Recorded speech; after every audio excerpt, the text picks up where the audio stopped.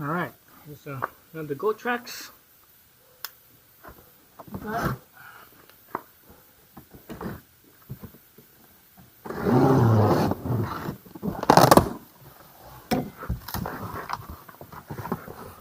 See what's in here.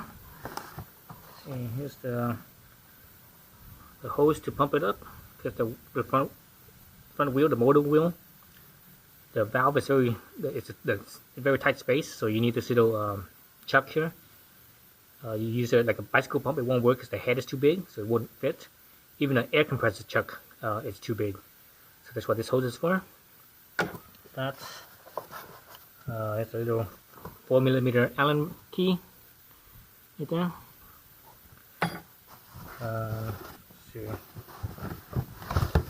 So this is the handlebar, the controls basically. Right, the controls, the O-ring right there. This thing is IP54 or 56 or whatever it is. So it's basically it's splash resistant, not waterproof. A lot of people get that confused.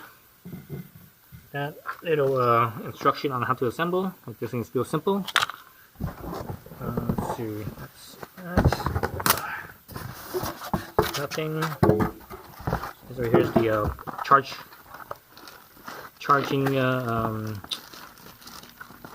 brick. Right, let's look at what voltage and amperage it is.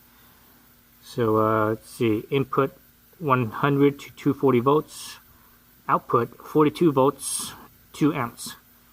So this GoTrax, I believe the voltage on it is 36 volts on the battery. And that's 36 nominal. So basically, it uses lithium ion, and I think lithium ion, if I could remember right, lithium ion batteries are 3.6 or 3.7 volts nominal.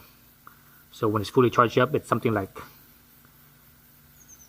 about 4 volts or just over 4 volts. So that's why this is, even though it says 36 volts, that's 36 nominal, but when it's actually fully charged up, it should be 42 volts. That's why it's 42 volts. There's the power brick. Cable thing here, Bob.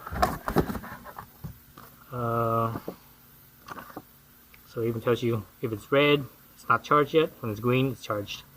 So that's for the power brick. And obviously the owner's manual, XR Ultra. So let's look at it real fast. Blah blah blah blah blah blah blah blah. So yeah. Blah blah blah. Let's see what else. Yeah.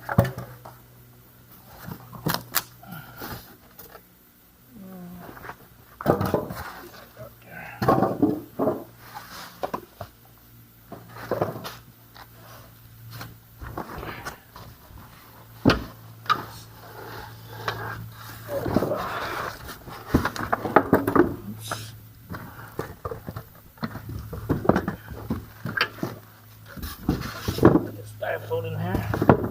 Get the wind doesn't blow it all over the place.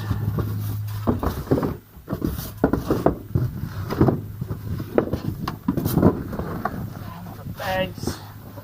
Wind doesn't blow them all over the place. Alright, let's look at this thing. So the purple one is all they had left in stock, which is fine. This is gonna be for my niece or nieces. I have three nieces and a nephew. So basically, I got them each a scooter.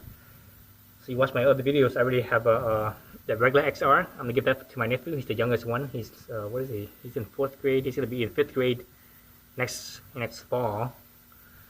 So I'm gonna give him the XR. That's the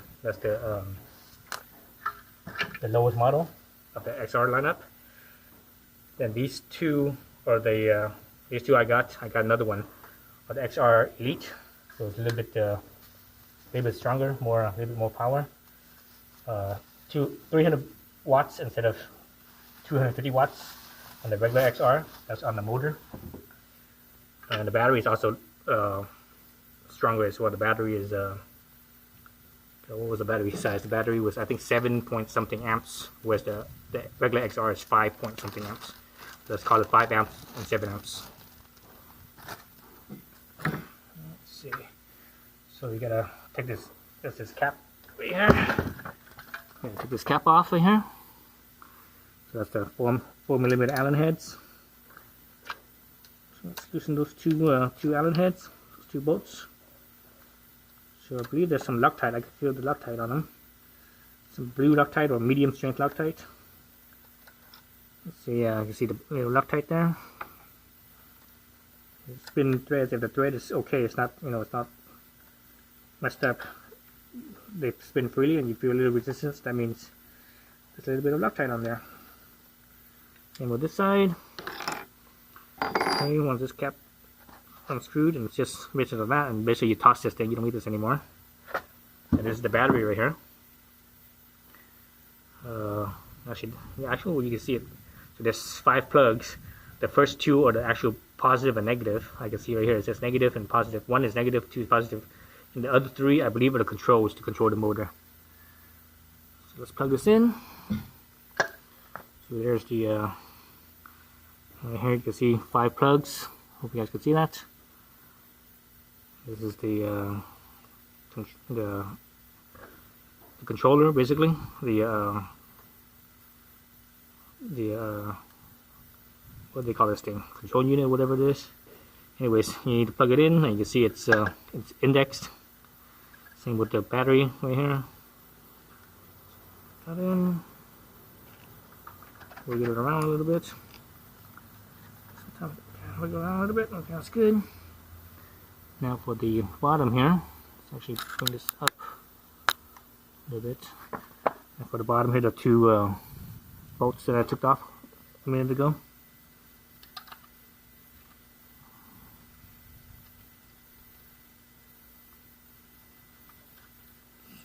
Where is that? I can't see it from here. So there's already Loctite on there, so I don't have to worry about it. Oops.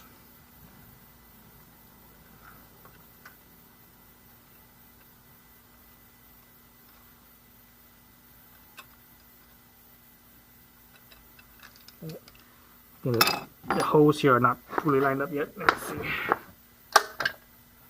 So I have it slightly off.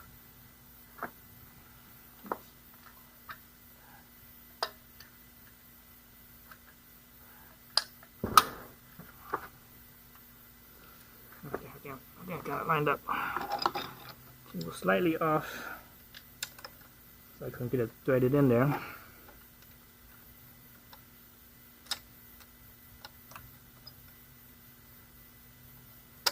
There it goes.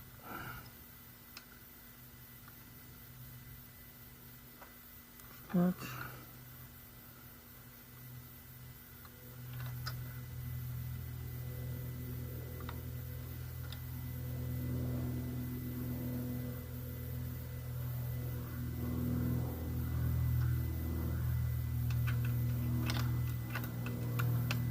Screw them into the seat.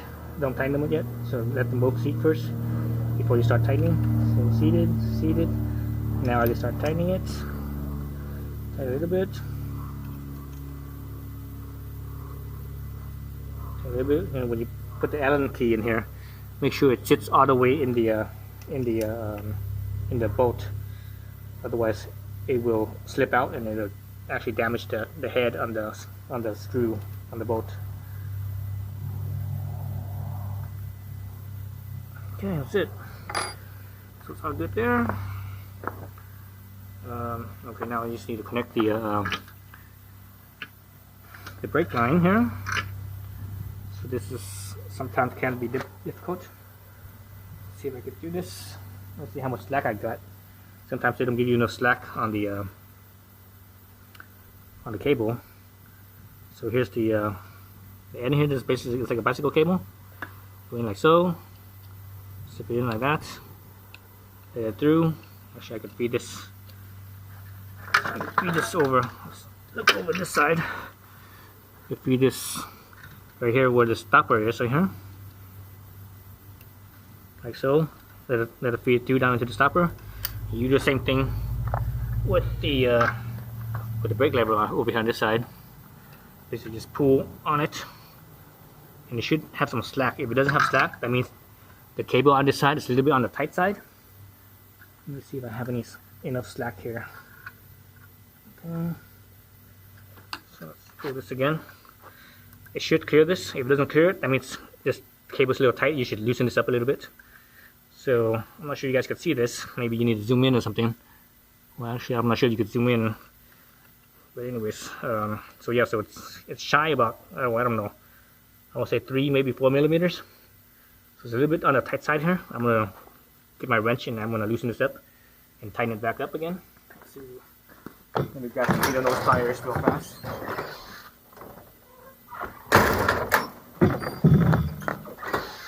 I got my Leatherman here.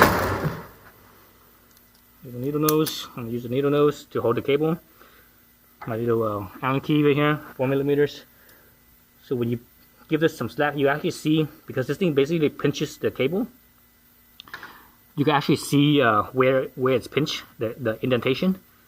So just give that a few millimeters, and you can actually see it. So I'm just gonna hold this right here to prevent it from slipping out too much. So give it about